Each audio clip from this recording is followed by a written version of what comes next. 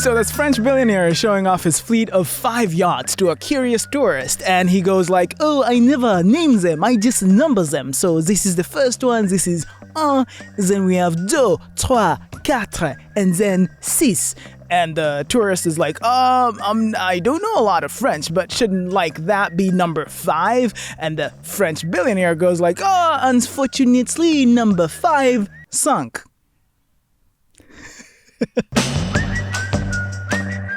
Hello world! My name is Charlie Karomi. Welcome to episode 5, episode sunk of More of That Please, our community pop-up podcast. Every week, we set up this outdoor booth somewhere in the Comox Valley and talk to the members of this beautiful community to find out what they want to see more of in the world, from more empathy to more art and more libraries and even more third spaces. I want to hear it all. This is a podcast of the people, by the people, and for the people. Shout out Abraham Lincoln.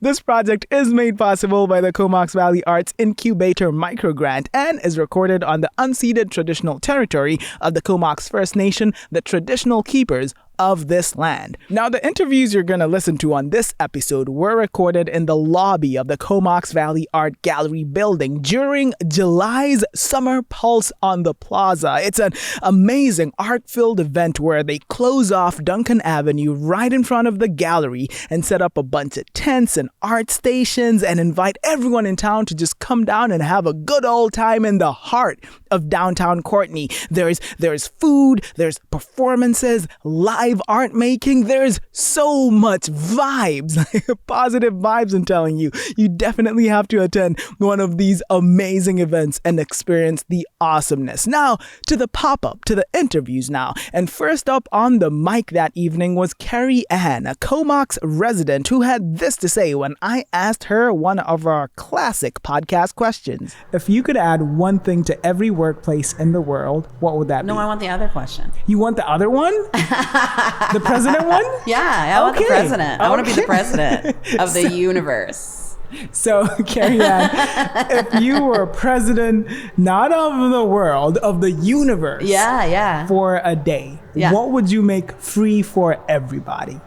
Yeah, so the thing that I thought about most was transportation. Okay. So if we could all just get everywhere we needed to go for free, you know, how much of a relief would that be for people? Not just the expense, but, you know, you could just, if I could just hop on a bus and it was like convenient and free and ran all the time at all hours of the day and night. Yeah. That would be amazing. I would barely drive my car, I bet.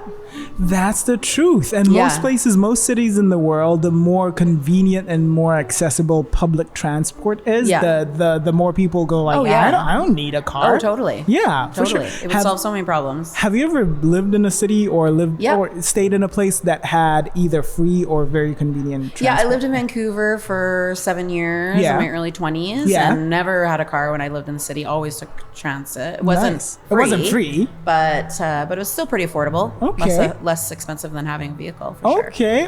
And convenient. Like, you could get pretty much anywhere you needed to go. Nice. Yeah. I mean, it would be a huge expense for sure. I wouldn't. But we pay taxes. Guess to know where the money would come from for something like that. And I don't think that. I mean, the people that are operating those systems obviously deserve, you know, to make a good living out of that because it's a good job. Yeah. But yeah, if you want people to use it, you got to make it free and convenient. That's what's up. So the name of the podcast is More of That Please. So the questions that we ask guide us to the things that people want to see more of in the world. And for you, it's at the very least, more convenient transport. Totally. At the very most, more free transport. Yeah. Okay, perfect. For sure. Awesome. Yeah. Thank you so much for sharing. Yeah, thanks for having me. Woo-woo! Yeah, I feel like my grammar failed me there. What's the opposite of at the very least? Is it at the very most? Because that's what I said, but it doesn't sound right. But anywho, grammar aside, free transit is what Carrie Ann wants to see more of. It's a very moving answer from her. Moving like literally because it's about transit. But Anywho, from a longtime Valley resident to a visitor from the other side of the Rockies. Who do I have the pleasure of speaking to this evening? So my name is Clint Boudrum. I'm just visiting from Edmonton, Alberta with my wife. So we're just here and we just popped into this beautiful local event. And anytime I see an event that gets community together, and you can see the impactful and the smiles and everyone working together, that's exciting. I'm always a big believer of that. It kind of ties into what I do in my career. So what is that? What do you do? Currently I work for TD Bank and I'm the regional manager for the Black community for Western Canada. So my main role is anything that our Black community needs, I'm the person they've been contacting. So we're dedicated to the Black community in Western Canada because I think historically that's always been an issue for our community. For sure. More so. We need financial advice. And that's where it starts. That's what creates the equality for everyone. For me to be in this position and to give back to my community, oh man, it's wonderful. Love that. Love me some good energy. Love me some positive energy. Yeah, for real, 100, man. Okay, so Clint, big question right here is if you could add one thing to every workplace in the world, what would that be? You know what? For me, it's not in the work field, but I think just general. I think just kindness. Kindness. Yeah. Okay. I think if we could develop a way to just be kind, regardless who you are, where you're from, a universal word, I think it will have an impact not only in the workplace, but I think overall in society. And I think that's the one thing we lack, in my opinion, is kindness. I'll give you an example. So just walking in, and when you come in like on a Monday morning, right? Charlie, so tell me, how was your weekend? What did you do was really nice? Tell me something great about what you did over the weekend. That's simple. It's simple. Right? It doesn't take any energy. It doesn't matter where you're from or what it is. What it does, it just shows that, hey, if I'm working with you, I just want to know a little bit about you. It's not all about the work. I care about you as a human being. Exactly. So if you care that as a human being, I think what that adds, it builds culture. And I think when you look at all organizations, that's what they want. They want to build a strong culture. I'm not saying this is a secret sauce, but I think there's something about that for kindness.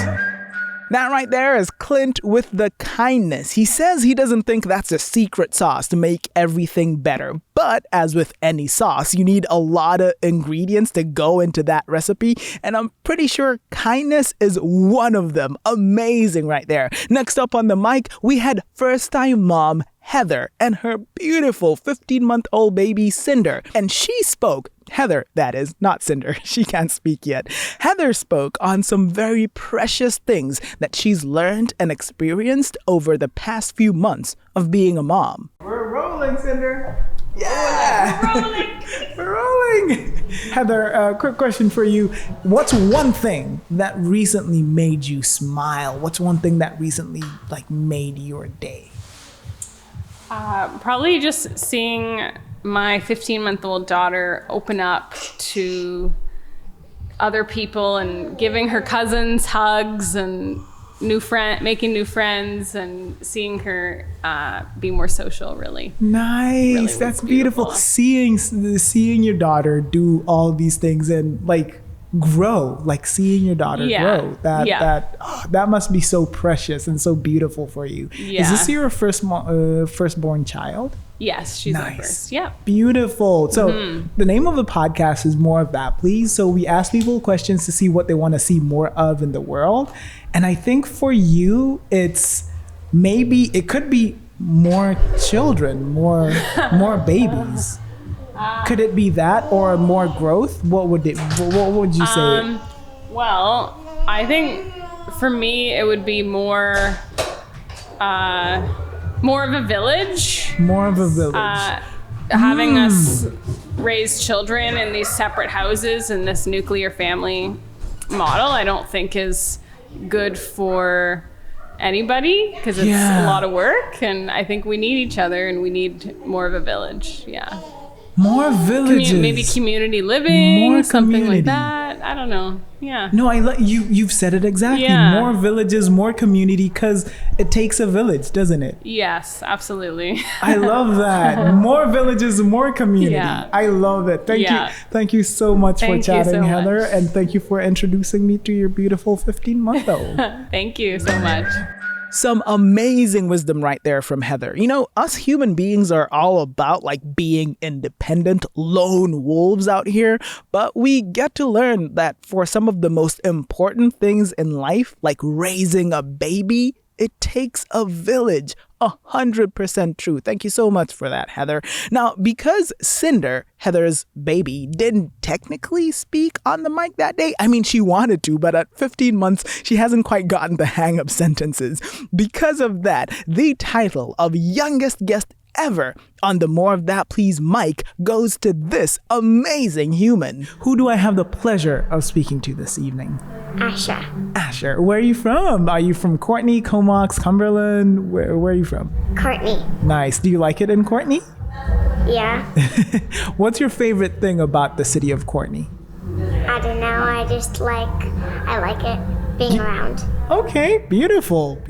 Love that. Okay, quick question. If I were to ask you to describe yourself in one sentence, what would you say? I do like singing and dancing. Nice. Okay, so you're a singer and a dancer. You're someone who likes singing and dancing. Yeah. Okay, so question for you. If you could add one thing to every school in the world, what would that be? More free time. More free time. Tell me about it. Why would you do that? Because I like playing. And I do like doing math, and I like doing outdoor time. Okay. I just like school. Nice. So more outdoor time. What do you do during your free time? Do you hang out with your friends? Do you play? Do you Yeah, sing? we play, we hang out. More like singing, dancing, playing, creating. Nice. And you do that with more free time, right? Awesome. More free time to play. I love it. More free time to play. That's what you want to see more of in the world. Awesome. Thank you so much for sharing that with You're me. welcome. Hey, Asha knows what's up. More free time to hang out and play with her friends at school. Yes, please, and thank you. Such a cool answer. Speaking of cool, by the way, next up on the mic, I sat down with one of the coolest humans that I know in the Comox Valley, who is also the technical facilitator at the Comox Valley Art Gallery. Here's Dave. Who is Dave? In one or two sentences. How dare you? I would say nature boy, like nature. Yeah. Kind of a smell the roses guy. That's what I am. Okay. Yeah, definitely. Yeah. Okay. I like that description. Yeah. All I want to do is just like go swimming in the lakes and like smell nice flowers. You know, just enjoy what's going on right now. That's beautiful. Yeah, well, it is what it is. No, I love sometimes that. It's. I feel like more people should aspire to be smell the roses guy, because it's such, we take for granted the beauty that's all around us. Yeah, I guess so. We need to appreciate it more before we. Hey, in like 100, 200 years, the way things are going, we might not have it. Yeah, so, who knows? Yeah, who knows? Yeah. But yeah, I love that smell the roses kind of guy. I like it. Thank you. So question for you, Dave. Yeah. What's something that made you smile recently? Okay, well, this is definitely keeping in line with Nature Boy smelling the roses. There's a plant that I really like called wild carrot. Some people call it Queen Anne's lace. I don't know the Latin name. Okay, wait, does it look like a carrot? Well, wait, you said it's called wild carrot? Wild carrot, yeah. Okay. So it's in the carrot family. And like the common name is called Queen Anne's lace. Okay. And they're out right now. It's like a frilly white flower. And in the center has got this little like dark spot. And it's where the queen pricked her finger and bled on the lace that she was making. Okay. That's what it's named for.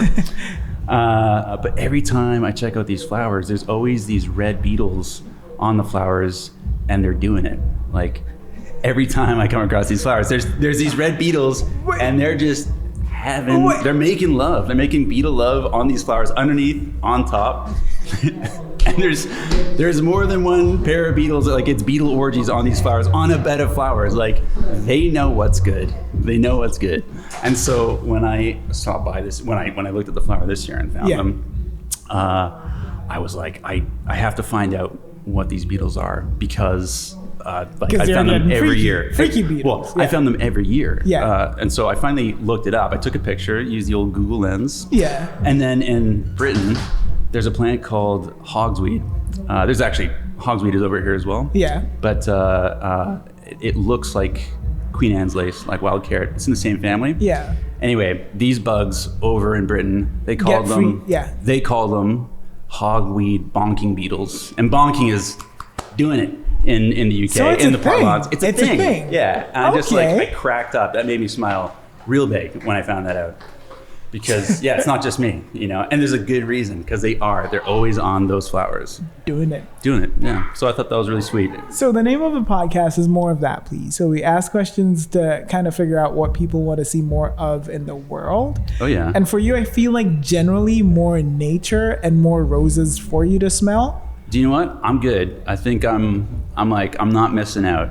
What I want to see is more of my friends. Actually, my friends are pretty good for it, but I want more people to be turned on to, like, it's awesome. Like, go learn a few plants, look at stuff a little bit longer. This isn't supposed to be, like, prescriptive, but, like, if people just take a moment to, like, check out that flower and to look at it, smell it, look at it, see if there's cool bugs on it. It takes, like, 30 seconds, and chances are it'll just completely enrich your day. No, but even more general than that, like not just that specific flower, but more people smelling the roses, as we talked about. Yeah, definitely. But literally, like, I don't just mean figuratively, I mean literally smell the roses. Yeah. And like in parking lots, there's often like ornamental rose bushes and stuff like that. Half the time they smell fantastic. So I love it. I don't see it that often, but if I see somebody like taking a moment to like smell a bush, I'm like, yes. More of that, definitely. More of that. Yeah, costs nothing, makes your life better, and then you can, like, chances are you'll pass it on. It just it's good. It's so accessible. Hey, you heard Dave. Go out there and smell the roses. Take it all in. And if you happen to see a bunch of beetles doing it on there, be cool and don't interrupt them, okay? Anyway, next up on the mic, we had Jojo, who is all about helping out our fellow community members. What does the world need more of? I think a good word for it is mutual aid. The word mutual aid has a really long history. But what it means is people helping each other in a way that isn't just giving for the sake of giving. It's also giving knowing that your community will give back to you. It's the circle of people giving to each other and receiving in return. Yeah. Okay. Yeah. Because what goes around will come around. So if you give, it will come around to you. So mutual aid. Okay. How do we do that in this day and age? Like how do I do that as Charlie? How do I participate in mutual aid? I think step one to participating in mutual aid is connection and understanding what's needed. So what do you have to give? Yeah. And what do your friends have to give? What do you have in excess of? And what do your friends have in excess of? And then organizing in which direction from which people and who receives. How does one know that it will come back? How does one know that the aid will come back? Or do you just trust? Yeah, I think a lot of it is trust. A lot of it is also in culture. I moved about a year and a half ago from, I was living on an American military base. Before I moved, I found that there wasn't that trust. There wasn't a community giving culture. Here, there very much is. And in order to maintain that trust, we have to continue giving. Yeah. It's easy to lose that trust. Yeah. So, okay, continue giving and keep the trust that it will come around. You're helping your community and your community will help you. Maybe not now, but at the time when you need your community, they will be there for you. Sometimes it doesn't happen. That does happen. Yeah. Sometimes you do give and you don't receive in return. Yeah. I acknowledge that sometimes you do give a lot and don't return anything. Yeah. And that sucks. But that shouldn't mean that we should give up entirely on it. Okay, I like that. More mutual aid.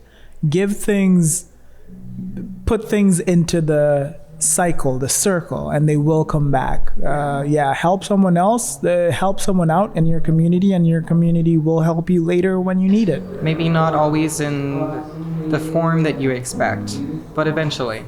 Yeah. Okay, I love that. Yeah. What goes around comes around. Yeah. Kindness, aid, it comes around. Thank you for sharing that, Jojo. It's kind of like a form of altruism that Jojo was talking about, giving to others, caring for others, while still acknowledging that it might not come around to benefit you at any point, but you still do it because it is the right thing to do. And is that not the very definition of being human? Is it not, my friends?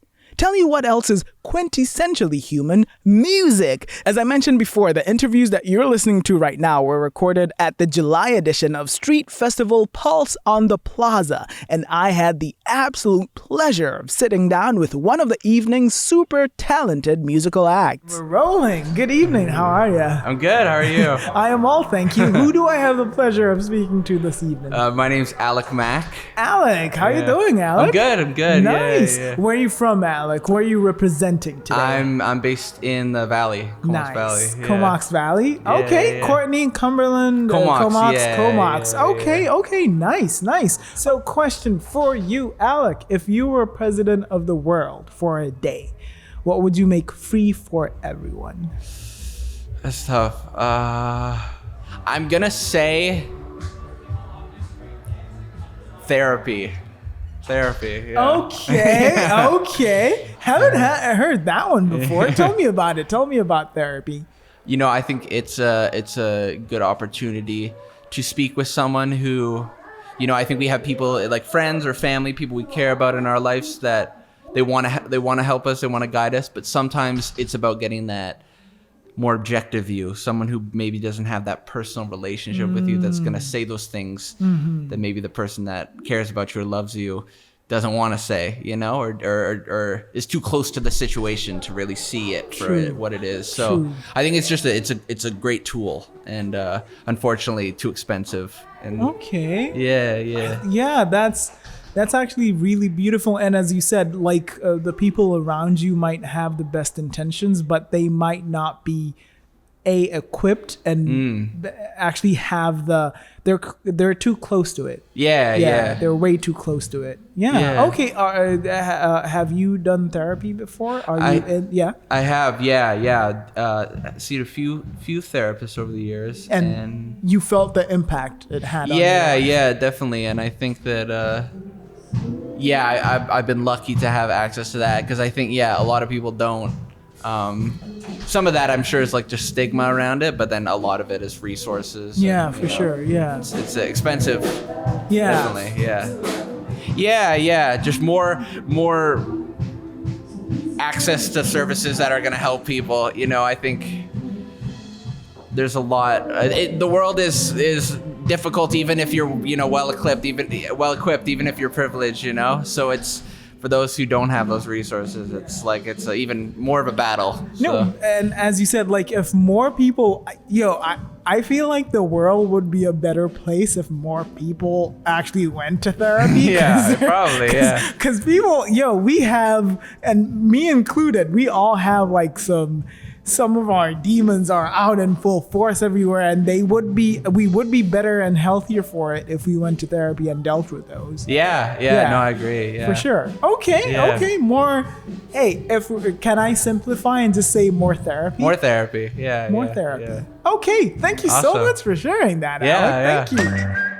More therapy and more access to therapy is what Alec has to say. I don't think one can stress enough how vital it is to take care of one's mental health, especially in this day and age. My next guest on the mic knows exactly how important getting help is, especially for folks with conditions like the one he's been battling for years.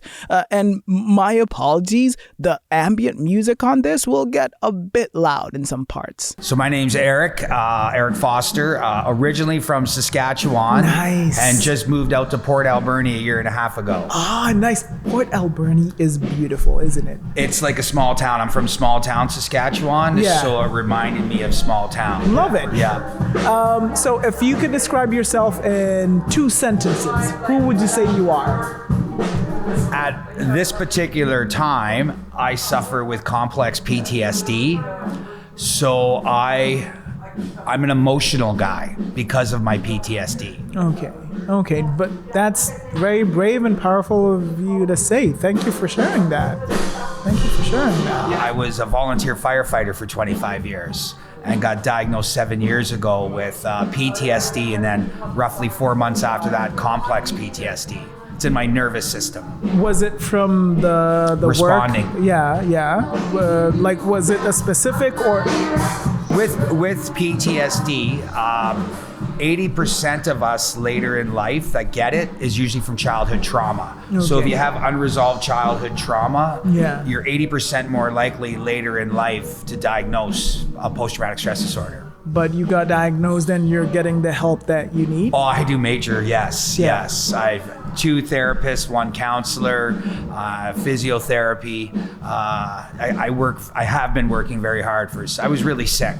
I can still suffer overwhelming fear. In the drop of a hat, it's glass breaking, sometimes children crying, sudden movements can get me overwhelming fear. And that's been like 7 years now of dealing with this. Okay. But hey, you're working on it, you're dealing with it, you're getting the help that you need, and that's amazing. That's definitely, beautiful. right? Actually, someone else who just came through on the mic just now, Alec, we asked him, and he was like, he wishes more people got therapy. Like, he feels like not enough people. Like, if more people in the world got therapy, it would be a better place. Well, for myself, I've talked to a lot of people about PTSD because so many people have childhood trauma. It's a regular thing for some people, or most people. And then what we do is we do avoidance behavior instead of dealing with the PTSD, and alcohol, drugs, speeding, dangerous things, just to do avoidance, right? To distract yourself from all of that. I've been very open with this diagnosis that I got. Like, I was really sick. Like, I almost killed myself 5 times. Like, I was extremely sick over this.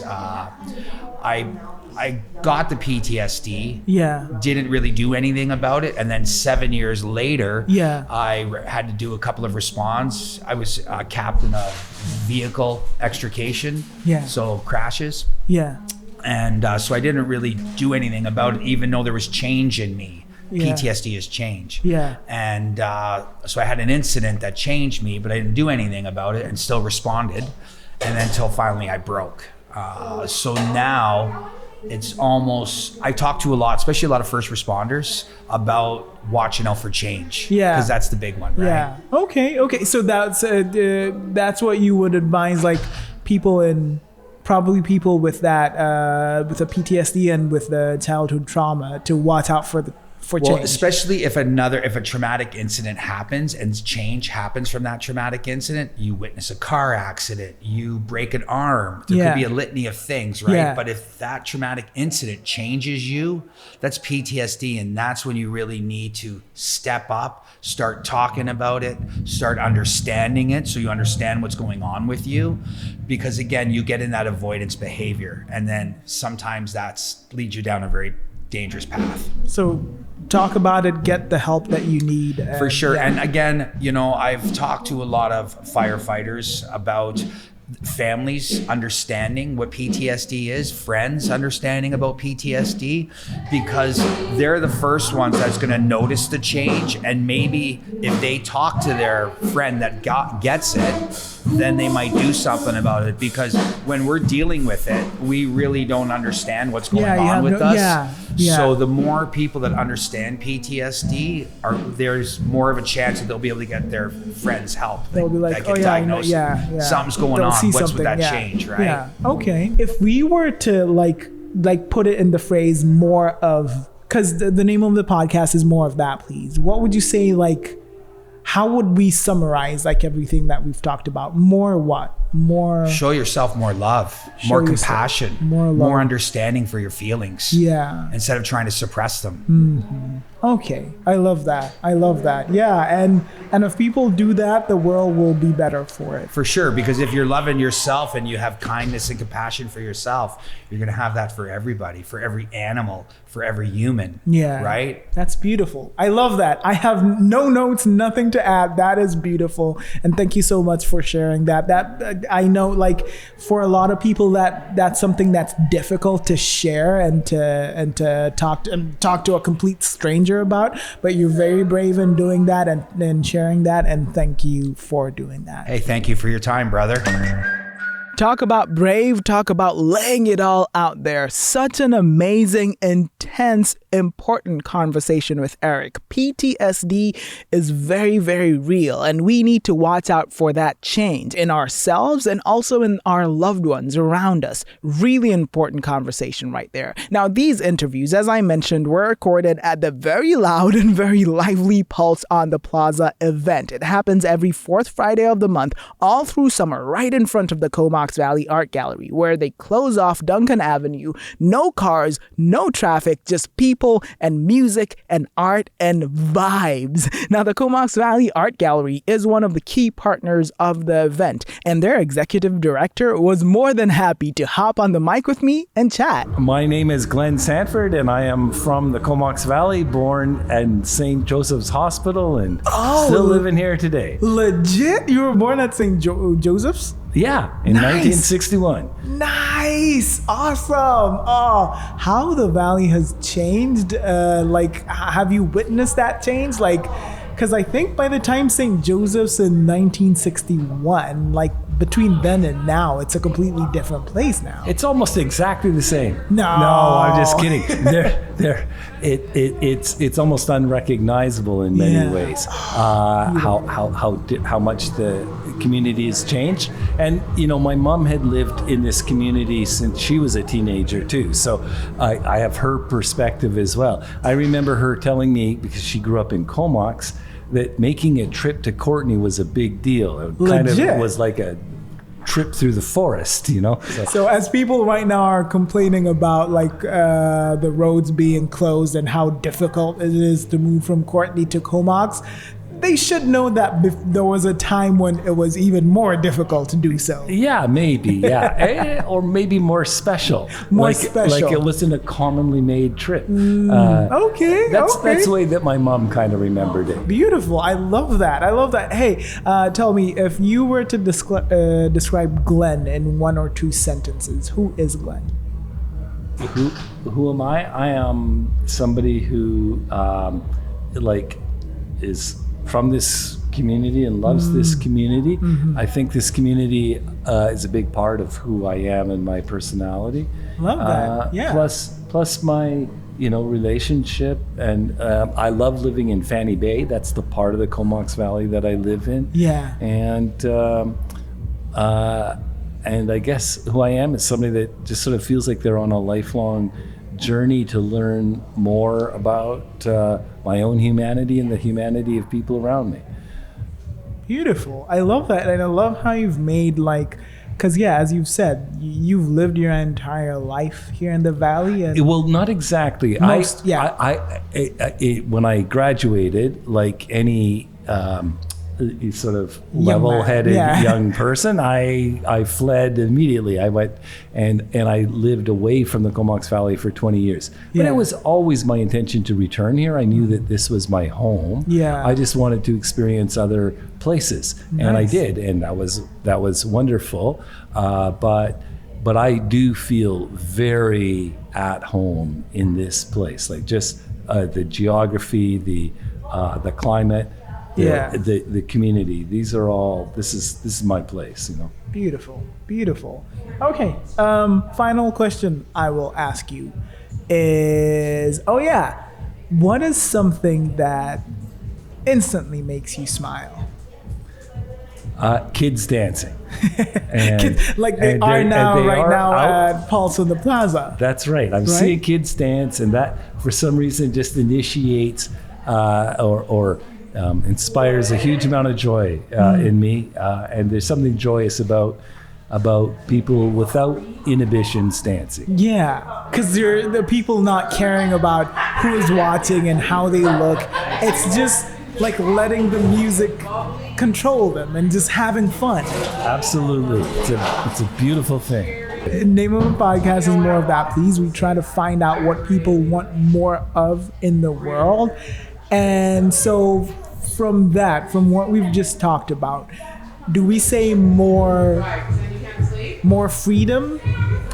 What do I want to see more of, or what people in general want to see more? What you want to see more of in the world. Actually, tied to what we've talked about. What I think this might actually tie in with the kids dancing thing. I would like to see more adults try to free themselves of conventions that may chain or undermine them a little bit. Oh, yes. And that's not totally surprising. I'm I work at the Comox Valley Art Gallery. One of the things that I wish is that more people would be open to all forms of art, and especially, and by that I don't just mean come to galleries and all that kind of stuff. What I think is that a lot of people, in the same way that adults at some point become more inhibited than kids. We get stuck in our ways. And I think that there's too many people who are sort of like they feel that they're supposed to behave a certain way around art. They might be worried that they're supposed to understand or interpret it, which is not my experience of art at all. I think we'd live in a sort of healthier place if people felt like they could just let art and other experiences wash over them and take them in, that they don't need to try to understand or interpret everything so much as like respond and live as humans. I love that. I love how you tied that into the kids dancing, because we as adults we need to learn from that. From kids being so pure and not caring about how the dance is supposed to look like or what they're supposed to do, just letting the music and being free. So for sure, and this is something that it has an impact on me as well. Like, I mean, I like any other adult, I place some barriers on myself that are unnecessary. I think that we should all try to free ourselves of that as much as we can. And no blame on you. That's that's what adults do. We get old dogs, new tricks. It's all we get set in our tricks. So it's all a matter of consciously trying to break away from those. And I love that. So absolutely. So that's what I feel like. What do I wish that there was more of? Is that people were a bit more open to experience. Might be one way of describing it. I just feel like we'd all be better off if we could receive experiences more openly. More of that, Glenn. Yeah. And I thank you so much. I'm about to go out and dance like a kid. All right. Let's go. Meet you on the dance floor? Oh, okay, will do. Okay. I am going to the John first. And then the dance floor. Yeah. Okay, see you there. That is such a fun way to think about a very complex idea, actually. In the same way that kids dance without any inhibition, without worrying about how they're meant to dance or how they're meant to feel, we should also allow ourselves to receive experiences more openly. And also literally dance like a kid when the music comes on. It's so much fun. Anyway, my last guest on the mic for the evening is also part of another major arts organization in the Valley, and actually the folks who sponsored this podcast through their Microgrant. Here's the Community Engagement Manager at CV Arts. My name is Anastasia. I'm originally from Pennsylvania. Ooh. Yeah. Pennsylvania down south. Okay, so when did you move to the Valley? So I moved to the Valley in January. Nice. Oh, well, welcome. Thank you.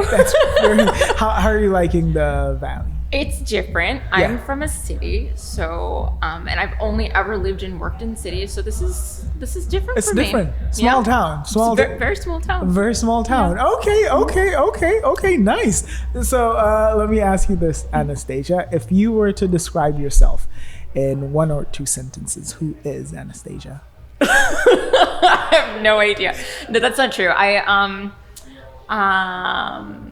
I'm an art lover, and I'm very passionate about like community building and like creating programming for like especially like small kids. I love doing that. Nice. I guess it's like me in a nutshell. Beautiful. And that so perfectly describes your role at CV Arts as well. Yeah. It's exactly that. I love you found it. You found exactly what aligns with who you are, which is perfect. It's beautiful. Thank you. So, big question for the evening. Mm-hmm. If you, Anastasia, were president of the world for a day, what would you make free for everyone? Well, because I'm American, I would make healthcare free. Hey, okay. I think I already know. We've all watched the news. We've all heard the stories about healthcare in America. But hey, maybe I have no idea. Talk to me. Why healthcare? Talk to me. So I, for the last 10 years or so of my life, have not had healthcare, and it's because in the United States, you either get healthcare through your job or you have to pay for it privately. And either way, it's extremely expensive. Yeah. But at least from your job, like you have the paycheck, they're taking it straight from your paycheck, and you have. It doesn't sting as well. No, but like even still, then like you have all these other like parameters that like prevent you from actually like being able to use your healthcare because it's just too expensive, even though like, you know, it's getting paid for. Yeah, it's like, oh yeah, you have healthcare, but if you do this, but then if you do that, if this happens, you're like, then do I really help? Yeah. Like God forbid, like even just like little things. Sometimes I'm just like, oh my God, what if I tripped? Like I can't go to the hospital.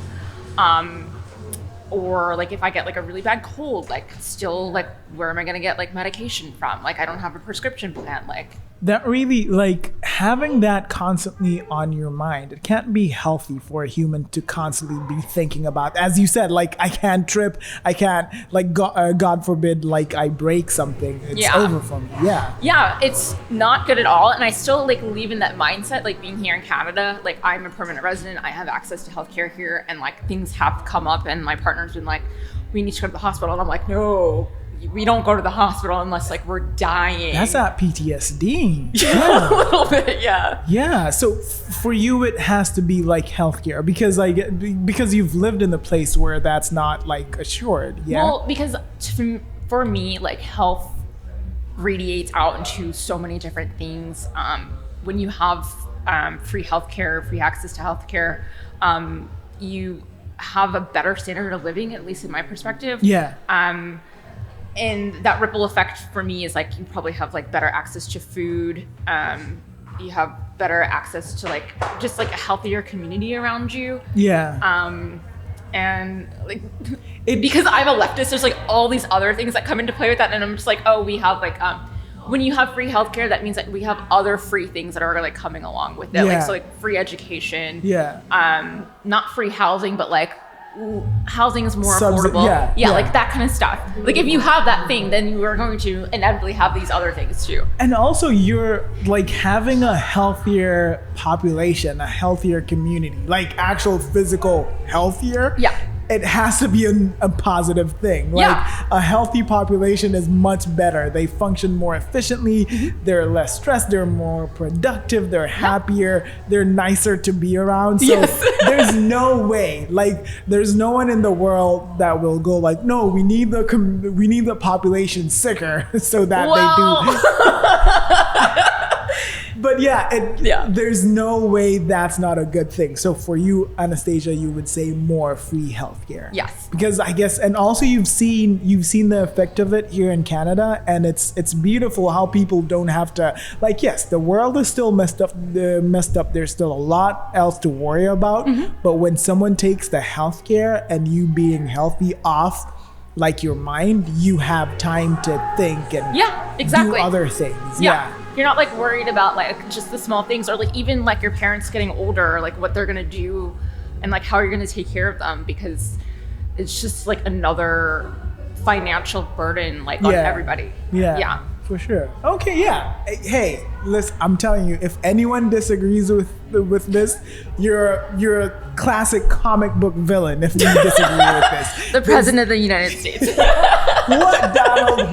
Yo, have you watched the new South Park? No, I haven't. I heard about it, and I'm so excited to see That's all I'm going to say. But thank you so much for sharing more free healthcare.